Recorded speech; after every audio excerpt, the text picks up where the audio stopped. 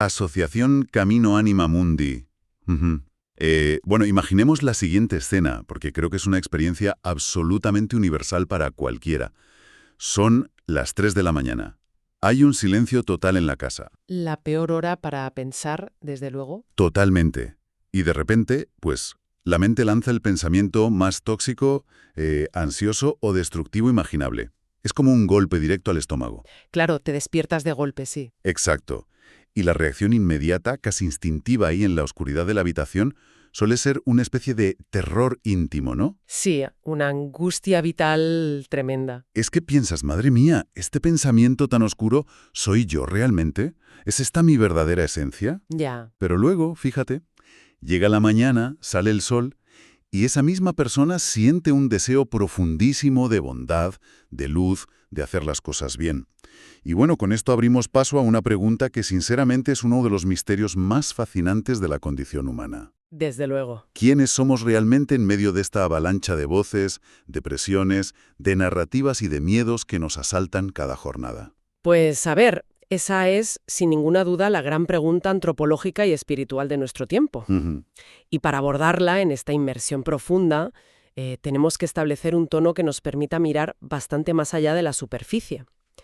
Lo fascinante aquí, y lo verdaderamente esperanzador, te diría, Sí, es que la respuesta más honda nos dice que no somos ni nuestra pura caída, ni nuestra herida original, pero ojo, tampoco somos una plenitud que ya esté realizada y empaquetada. o sea, ni lo peor ni lo perfecto. Exacto. Somos, en realidad, un sujeto vivo, una criatura concreta y real que está llamada a ser formada, a ser recapitulada en Cristo. Vale, me fascina esa expresión, recapitulada en Cristo. Y te aseguro que vamos a diseccionarla más adelante porque tela. Sí, tiene mucha amiga, sí. Para entender cómo se ve eso un martes por la tarde en medio del tráfico, ¿sabes? Pero para llegar ahí y entender quiénes somos realmente, creo que el primer paso lógico es desmontar las trampas, ¿no? Sobre quiénes creemos que somos. Fundamental.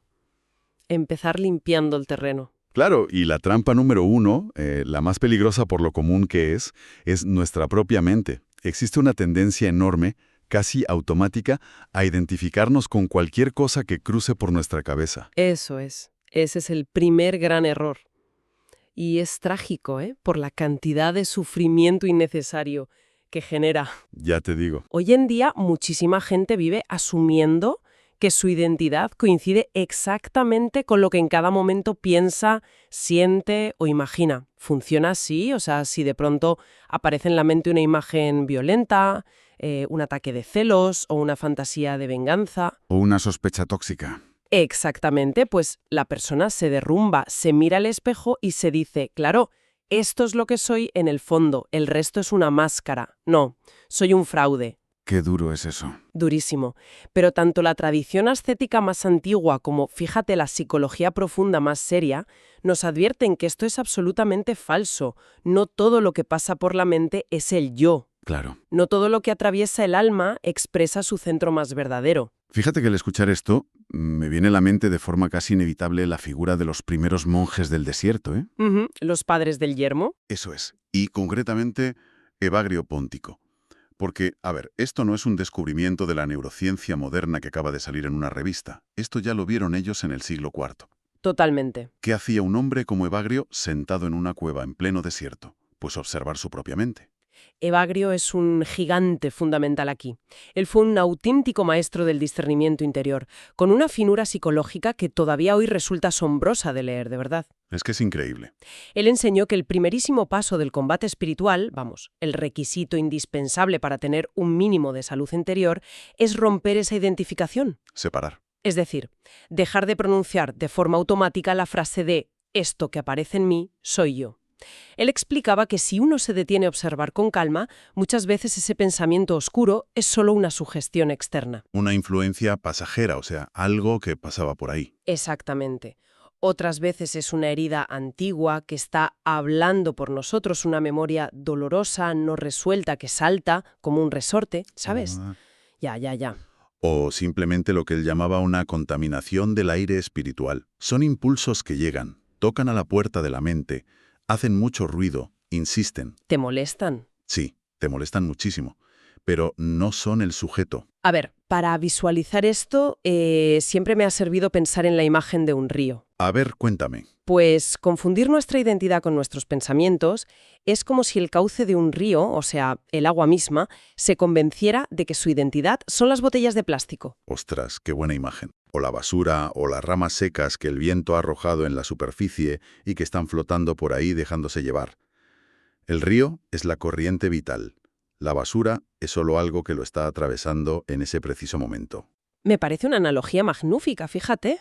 Entender esto, el darse cuenta de que no todo lo que me atraviesa me define, me pareció un punto de inflexión bestial. Nos quita de encima una culpa paralizante. No somos la basura que flota. Es liberadora, como bien dices, porque introduce una distancia espiritual absolutamente necesaria. Ujú. Esa distancia es la que te permite observar el plástico flotando sin tener que convertirte en el plástico. Claro. Pero bueno, aquí tengo que frenar un momento, ¿eh? Y hacer un poco de abogado del diablo. Adelante, me encanta. Porque si llevamos esa analogía hasta el final, no surge un problema. Si no somos la basura que flota en el río, ¿Vale? y tampoco somos los pensamientos tóxicos que cruzan la mente, entonces, ¿qué queda? Queda solo un observador pasivo. Ah, ya veo por dónde vas. Es que somos simplemente la orilla que mira cómo pasa el agua. Porque claro, si la respuesta es que el ser humano es una especie de cámara de seguridad vacía que lo graba todo pero no siente ni padece, Ya. pues eso suena no solo frío, sino un poco nihilista, ¿no crees? Suena frío, nihilista y de hecho esa es la segunda gran ilusión que la tradición nos pide desmontar con urgencia. Ah, o sea que no nos quedamos ahí. Para nada. Si el primer error es identificarse con todo el ruido mental, el segundo error es huir hacia el extremo opuesto. Ya el vacío absoluto. Es creer que somos un observador puramente pasivo, una conciencia vacía, un testigo desencarnado que flota detrás de los pensamientos sin mancharse. Como un fantasma. Eso es. Y la visión cristiana rechaza de plano la idea de un yo abstracto.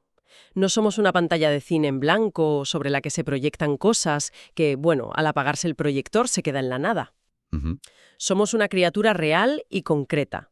La tradición dice que tenemos espesor. Espesor. A ver, ¿a qué nos referimos exactamente cuando usamos esa palabra espesor en este contexto? Pues nos referimos a la densidad de la propia existencia. Somos seres singulares e históricos.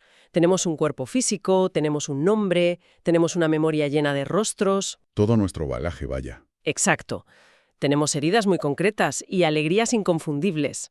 La respuesta antropológica cristiana no te dice, olvida todo eso, tú eres pura conciencia neutra flotando en el cosmos cósmico. Claro, no es una anulación del ser. Lo que te dice es, ¿eres mucho más profundo que tus pensamientos pasajeros? Sí, pero no eres menos real que tu cuerpo y tu historia. Somos un ser personal, con peso y densidad, llamado a llegar a ser verdaderamente sí mismo. O sea que no estamos terminados. No somos una esencia fija ya fabricada en serie que te entregan al nacer. Entiendo.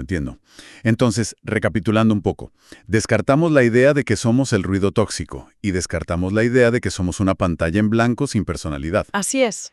Lo cual nos lleva a una encrucijada apasionante. ¿Dónde ocurre entonces nuestra existencia? O sea, ¿cuál es el lugar interior donde realmente reside y se juega nuestra identidad, si no es en la simplemente pensante? Pues para encontrar ese lugar tenemos que acudir a una de las categorías más ricas y a la vez, fíjate, más malentendidas y banalizadas de la tradición bíblica. ¿Cuál? El corazón. Y digo banalizada porque hay que aclarar inmediatamente que la tradición no habla del corazón como ese lugar de la emoción superficial, ¿sabes? Ya, la reacción sentimental de película. Eso, la tarjeta romántica de San Valentín. El corazón, en este marco, es el centro profundo de la persona. O sea, es como la sala de máquinas, ¿no? El centro de mando. Precisamente, es el lugar de orientación fundamental. Es el vértice donde convergen y se unifican el deseo humano, la voluntad, la inteligencia, la memoria profunda. Ostras. Y, de manera crucial, la capacidad de respuesta a Dios.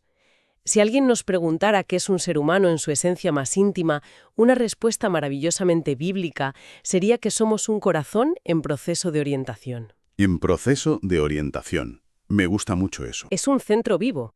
Y claro, como está vivo, tiene la capacidad de endurecerse como una piedra, de dividirse hasta enfermar, pero también tiene la infinita posibilidad de ser purificado, rehecho y habitado. Y si imaginamos este corazón como el centro de mando o como una brújula en proceso de orientación, la lógica nos dice que debe haber campos magnéticos, ¿verdad? Totalmente. O sea, fuerzas que están intentando tirar de esa aguja hacia un lado o hacia otro. No estamos aislados en un laboratorio aséptico. No lo estamos en absoluto. Vivimos inmersos en un campo de tensiones continuo. Y aquí entran en juego dos conceptos fascinantes de la antigüedad cristiana que actúan como fuerzas configuradoras sobre ese corazón humano. A ver, ¿cuáles son? Los logismoi y los logoi. Es vital entender la naturaleza de ambos, de verdad. Los logismoi no son, como piensa mucha gente, nuestro yo malo escondido en un rincón oscuro del cerebro. Ya, el gemelo malvado. Exacto. No es eso. Son principios de dispersión. Espera, principios de dispersión. ¿Cómo se traduce eso a la vida de hoy, para que nos entendamos? Pues son sugerencias, impulsos, imágenes o narrativas tóxicas que buscan organizarnos desde abajo, buscan configurar nuestra identidad según el miedo, la compulsión, el consumismo o la simple ansiedad. Ya veo. Es lo que en la carta a los Efesios, concretamente en el capítulo 2, se describe como las corrientes del aire de este mundo. El aire que respiramos. Y si lo pensamos, hoy en día respiramos un aire espiritual muy denso, ¿no te parece? Uf, ya te digo. El aire de las redes sociales, la cultura de la indignación constante, la presión por el éxito a cualquier precio. Eso es. Los logoimoi utilizan ese aire para intentar fragmentarnos, para dispersar ese corazón. Queda clarísimo. Y en el otro lado de la balanza estarían los logoi. Exacto, pero con un matiz importante, ¿eh? Los logoi no son simplemente pensamientos positivos de autoayuda o afirmaciones bonitas que te dices frente al espejo por la mañana. No es Mr. Wonderful. Para nada. Son palabras verdaderas. Son irradiaciones del logos divino. Son llamadas salvíficas, intuiciones de gracia que buscan reorganizarnos desde arriba. Qué bonito. O mejor dicho, desde nuestra vocación verdadera. Su función es reunir y sanar lo que los logismoi intentan dispersar y romper constantemente. Lo que me parece absolutamente brillante de este enfoque es cómo destroza por completo ese reduccionismo moderno de los dibujos animados. Ah, sí, sé a qué te refieres. Ya sabes, esa imagen donde uno tiene a un demonio pequeñito en un hombro susurrando maldades y a un ángel en el otro, y nosotros somos supuestamente uno de los dos. Es una visión muy infantil, sí. Claro. Y esta visión es infinitamente más madura. Nos revela que no somos ni la voz del miedo ni la voz de la luz. Somos el lugar vivo donde se juega esa configuración. No somos el origen absoluto de todas estas fuerzas. No las creamos de la nada. Pero tenemos algo mucho más importante. A ver. Tenemos la libertad y la gracia para consentir a una, hospedar a la otra o resistir. ¿Es así? Has tocado la médula del asunto espiritual, fíjate. El ser humano no es pura pasividad, como una hoja llevada por el viento, pero tampoco es una fuente soberana y absoluta que domina todo lo que entra en su psique. Claro, no somos dioses de nuestra mente. Somos el sujeto real, el terreno donde operan estas fuerzas.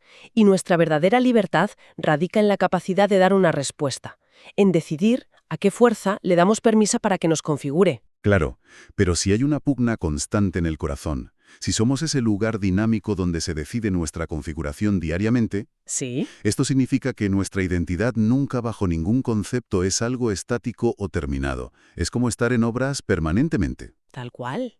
¿Y cómo explica la tradición este estado de transformación? O sea, esta incomodidad de no estar nunca del todo listos. Pues la tradición lo explica maravillosamente a través de la tensión dinámica entre dos realidades que en griego se denominan el palaios y el kainos. Palaios y kainos, vale. El palaios hace referencia al régimen viejo, al llamado hombre viejo. Es esa configuración de nuestro ser que todavía orbita alrededor del miedo, de la herida profunda, del orgullo o de los mecanismos de defensa más primarios que tenemos. Lo que arrastramos. Sí, es nuestra identidad cuando está organizada casi por completo por los logosimoi, por la dispersión. Por el contrario, el kainos es la novedad radical. Es el sujeto rehecho en Cristo. ¡Qué contraste! Es enorme. Es el centro verdadero y luminoso que empieza a despertar en nosotros, poco a poco. Así que, en la práctica, vivimos en un fuego cruzado entre ambos regímenes, ¿no? Vivimos en un tránsito continuo. Hay que aceptar que el ser humano real, o sea, tú, yo, cualquiera de nosotros, Sí. No es ya plenamente el yo viejo, porque la gracia ya ha tocado la vida de alguna manera y hay un deseo de bien evidente. Claro. Pero, seamos honestos, tampoco hemos desplegado del todo ese yo nuevo y resplandeciente del kainos. Ya nos gustaría, ¿eh? Ya nos gustaría, sí. Somos una criatura en combate y en gestación, cuya tarea es dejar que el kainos tome forma, gane terreno y desplace al Palaios del centro de mando. Y esto tiene una raíz teológica que no es simplemente un truco psicológico para sentirse mejor con uno mismo. No, es mucho más profundo. No estamos transitando hacia la nada o hacia una versión ligeramente mejorada de nuestro ego. Estamos transitando hacia una forma muy específica. Totalmente. Y aquí llegamos a la raíz cristológica profunda de todo esto.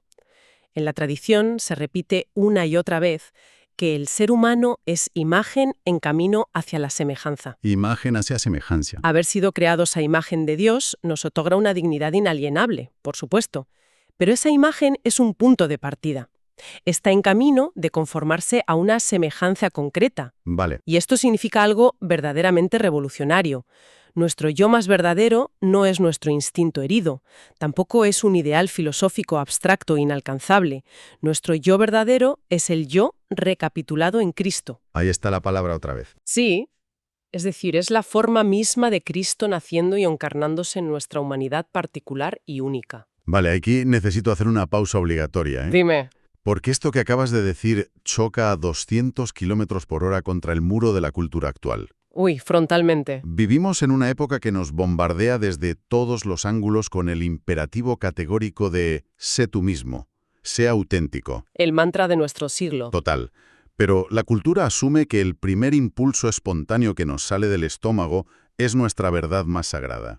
Eso es un peligro tremendo. Claro, o sea, si un compañero de trabajo hace un comentario injusto y mi primer instinto es gritarle e insultarle, la cultura actual a veces te susurra, hazlo, expresa tu rabia, porque así eres tú de forma auténtica. Sí, romantizamos la falta de control. Pero todo este marco del que estamos hablando subraya que, a menudo, esa supuesta espontaneidad no tiene nada de libre. Está totalmente colonizada por el trauma, por el miedo o por esos logosímoi repetidos de los que hablábamos. Ujú. Nuestra verdadera identidad no es lo que sentimos en un microsegundo de furia. Exacto. Es la forma a la que estamos llamados a llegar a ser. Es una distinción crítica y muy necesaria hoy. Identificar la propia identidad con la primera reacción visceral que te surge es, francamente, conformarse con muy poco. Es quedarse en la superficie. Es tener una visión pobrísima del ser humano. Porque lo espontáneo, en nuestra condición actual, puede estar profundamente viciado por narrativas tóxicas o por vergüenzas heredadas que actúan en piloto automático. Claro, el Palaios. Eso es. Ser verdaderamente uno mismo no puede consistir en obedecer ciegamente la reacción inmediata, porque a veces esa reacción es simplemente el Palaios, el yo viejo ejecutando un programa caducado. Ostras, un programa caducado. Qué buena forma de verlo. Como bien apuntas, no somos solamente lo que padecemos o sentimos en el presente, somos fundamentalmente nuestra vocación, somos lo que estamos llamados a ser. Y eso lo cambia todo. Lo cambia todo. Y esto no anula nuestro presente ni desprecia nuestras heridas, ¿eh? Al contrario, las dota de un sentido direccional asombroso. Me parece deslumbrante, la verdad, pero como siempre nos surge la necesidad de aterrizar toda esta teología inmensa en el asfalto del día a día, ¿sabes? Hay que bajarlo a la tierra, sí. ¿Cómo se vive esta vocación en la práctica? Porque, a ver, cuando uno se levanta cansado, va en el metro, llega al trabajo y la mente empieza a lanzar dardos envenenados, la teoría sobre el Palaios y el kainos se te puede desvanecer muy rápido. Se te olvida en 3 segundos. Exacto. Necesitamos herramientas prácticas para agarrarnos. Pues mira, para ese aterrizaje diario, la tradición nos regala una imagen poderosa, visual y muy doméstica. La imagen de una casa. Una casa. Imaginemos nuestra interioridad como una casa real y habitada. A lo largo del día, por esa casa pasan infinidad de cosas. Por las ventanas entran ambientes fuertes, olores de la calle, ruidos del tráfico. Cosas que no controlas. Claro, llaman a la puerta a visitantes inesperados y a veces desagradables. Se proyectan sombras raras en las paredes. Y esos serían los logismoi, supongo. Exactamente. Esas corrientes invasivas y pensamientos tóxicos que intentan adueñarse del clima del hogar. Ujú. Pero al mismo tiempo, Por esa misma casa también entra la cálida luz del sol, se escucha música hermosa, se tienen conversaciones de verdad y entra aire limpio. Y esos son los logoi. Eso es. Los logoi que vienen a traer paz. Es una imagen que se entiende al instante. La casa es el sujeto. Así es. Y fíjate en la dinámica, porque aquí está la clave. La casa no es idéntica a cada ráfaga de viento helado que entra por la ventana. Lógico. Pero tampoco es un solar vacío sin forma. Tiene una estructura arquitectónica, tiene pasillos, tiene habitaciones, contiene la historia y la memoria de quienes la han habitado. Su propio espesor que decíamos antes. Su espesor, exacto. Y sobre todo, tiene la capacidad de estar bellamente ordenada o sumida en el caos más absoluto. Claro. Conectando esto de nuevo con el apóstol Pablo en Efesios 2, encontramos aquella frase bellísima donde dice que ya no somos extranjeros ni advenedizos, sino domésticos de Dios. Somos un edificio vivo. Qué maravilla de texto. El ser humano es el habitante real y responsable de esa casa. Su gran tarea espiritual no es dejarla al arbitrio de cualquier corriente de aire que pase, sino trabajar, con la gracia, para permitir que se convierta progresivamente en una morada de Dios en el espíritu. ¿Sabes? Las consecuencias prácticas de ver la propia mente y el propio corazón como una casa son colosales para el discernimiento de cada día. Te cambian la perspectiva entera. Para empezar, volvemos a la liberación de la culpa. Si entiendo que no soy el viento frío que acaba de entrar, pues ya no me fustigo automáticamente por tener un pensamiento mezquino. Dejas de machacarte. Claro. No soy ese pensamiento horrible, es solo un visitante que no ha sido invitado. Y le enseñas la puerta. Eso es. Pero al mismo tiempo, y corrígeme si me equivoco, esto no significa que debamos odiar los ladrillos de nuestra casa, ¿no? O sea, nuestra propia historia personal, por muy defectuosa que sea. Absolutamente no. Sería un error terrible caer en eso.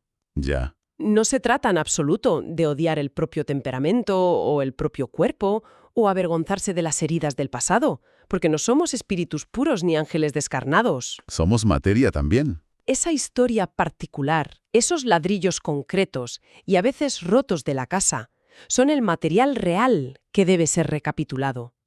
Son la materia prima donde se encarna la redención. ¡Wow! Por eso, la clave práctica del discernimiento cotidiano es aprender a detenerse un segundo y preguntarse: ¿El qué? ¿esto que me está atravesando ahora mismo en el metro, este pensamiento de envidia, esta emoción de ansiedad, me reúne o me dispersa por dentro? ¿Me organiza desde el logos, devolviéndome una paz verdadera, o me está organizando desde la toxicidad y el miedo?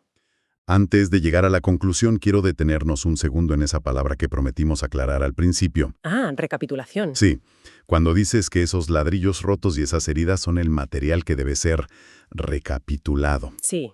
¿Qué significa exactamente en la práctica de esta casa? Pues significa que nada de nuestra historia se tira a la basura. Recapitular es volver a reunir bajo una nueva cabeza. Ah, vale. En la práctica de la casa significa que el dolor del pasado, las debilidades o incluso los errores no se ocultan en el sótano con vergüenza. ¿Qué es lo que solemos hacer? Exacto. Sino que el arquitecto divino los toma, los reordena, los sana y los utiliza para darle una nueva solidez y una nueva belleza al edificio. Increíble. Es el proceso por el cual todo lo que somos adquiere sentido y orden cuando Cristo se convierte verdaderamente en el centro. Lo que hace de todo esto algo sobrecogedor es que convierte la vida espiritual en algo inmensamente más grande que la simple moralina de reprimir los pensamientos malos y obligarse a pensar cosas buenas. Claro, no es un ejercicio de aguante. Lo eleva al hermoso, dramático y vital proceso de dejar que el sujeto entero sea reconstruido por gracia. O sea, es literalmente ser una obra de arte en progreso. Qué bonito lo has expresado. Y esa es precisamente la síntesis final que debemos abrazar profundamente, uniendo todos los hilos de esta exploración. A ver, resúmenoslo. A esa gran pregunta antropológica sobre quiénes somos. No somos simplemente los logismo que nos asaltan de madrugada y buscan ahogarnos en el miedo. Tampoco somos una conciencia vacía e indiferente, un testigo inmaterial flotando en la nada, sin comprometerse. No somos nuestra herida original, ni somos nuestra primera reacción visceral. Entonces, ¿qué somos? Somos el corazón vivo, somos el sujeto real, encarnado, histórico y con espesor, en quien se libra un combate espiritual genuino. Madre mía. Y nuestra identidad verdadera, nuestro rostro auténtico, solo emerge plenamente cuando consentimos, con toda nuestra libertad, y apoyados en la gracia, a la forma que Cristo, el Logos, quiere hacer nacer en nosotros. Somos, en definitiva, el ser llamado a la recapitulación. Qué asombrosa síntesis. Recojo toda esta hondura porque estoy convencido de que nos deja plantados en un territorio existencial totalmente diferente al que pisábamos al empezar. De eso se trata. Y para terminar, quiero lanzar una reflexión final. Un pensamiento provocador para que quien nos escucha se lo lleve y lo mastique a lo largo del día de hoy. Muy bien. Si nuestra mente, nuestra historia y nuestro corazón son verdaderamente como esa casa por la que cruzan tantos vientos, tormentas y visitantes extraños a cada minuto, pues quizás nuestra mayor tarea espiritual hoy no sea salir a luchar a ciegas, agotándonos contra las tormentas que braman ahí fuera. Quizás la tarea más revolucionaria y transformadora sea, simplemente, aprender a sentarnos en el centro mismo de esa casa. Eso es. Y elegir, con infinita paciencia y con muchísima gracia, a qué huésped le servimos la cena esta noche. Escríbenos a quieno@caminoanimamundi.org.